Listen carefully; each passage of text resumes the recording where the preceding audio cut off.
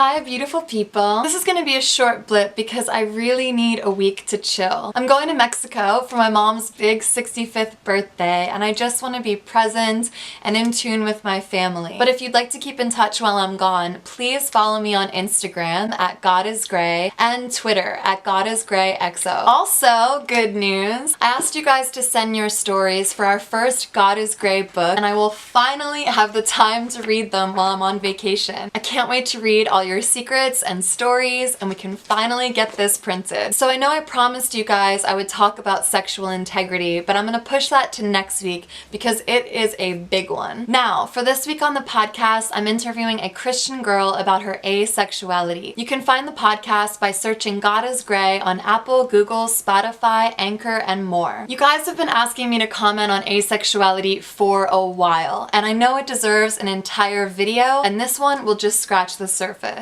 Now I want you guys to subscribe and go listen to the full podcast, but my guest and another woman in our God is Gray community wanted me to clarify a few more things about asexuality. So one, when you listen to the podcast, please understand that it represents one woman's journey with her own personal asexuality. I'm clarifying this because we speak in binary terms, but again, she's speaking from her own perspective. Two, I want you guys to notice that my guest had a really difficult time coming out to her mother, and she still hasn't come out to a lot of her Christian friends. In a way, I think asexuality is so interesting within the Christian conversation because you would think my guest, never intending to have sex and never desiring to have sex, would be in the clear of things that Christians would consider a sin. But I know that coming out as a Christian asexual is complicated for at least two reasons. One, some Christians believe that a woman's role is to procreate. My guest never intends to have children. Two, her Christian mom doesn't want to accept her asexuality because that would imply she accepts the existence of other sexual identities. This is complicated for her. And also, just to play devil's advocate, let's just be real and admit that almost all, if not all, parents have some sort of dream for their children. And that dream is usually a successful career, a wonderful marriage, and a slew of grandbabies for them. So I'm not saying her mom is in the right for not accepting her asexuality, but my guest has a lot of grace for her mother,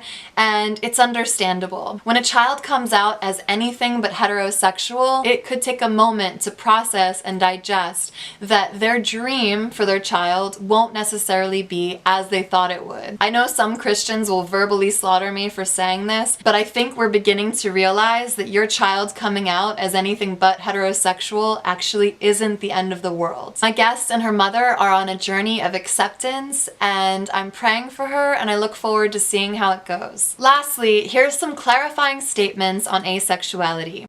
Another term for asexual is ace, A-C-E. Asexuality is not the same as celibacy. The former is an orientation, the latter is a choice.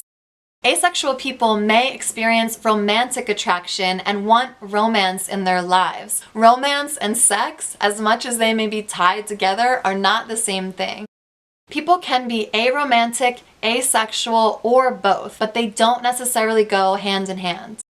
Some asexual people may choose to have sex, whether it be in a relationship or to procreate. And last, but definitely not least, you can be asexual and Christian. They are not mutually exclusive. Any Christians that feel tempted to call me lukewarm or a cherry picker or a Jezebel or whatever for addressing this topic, can you try being more productive than that? Perhaps tell me why you think specifically asexuality is a sin, or why you believe we shouldn't be affirming asexuality. I'm genuinely curious because it's interesting. Asexual people will not be having premarital sex, so that sin is off the table. Paul says in the Bible that it's better for us to never have sex, to never be in relationship. So in that way, wouldn't asexuality be maybe more holy than the rest of us? I don't know. And I know some Christians will think this is a downright sinful thing for me to be talking about, as though people of different sexual orientations cannot be Christian, or that I should not be validating them as lifestyles. But I'm learning. I'm on the path of discovery. I'm listening. I'm praying about every subject that I bring to you guys.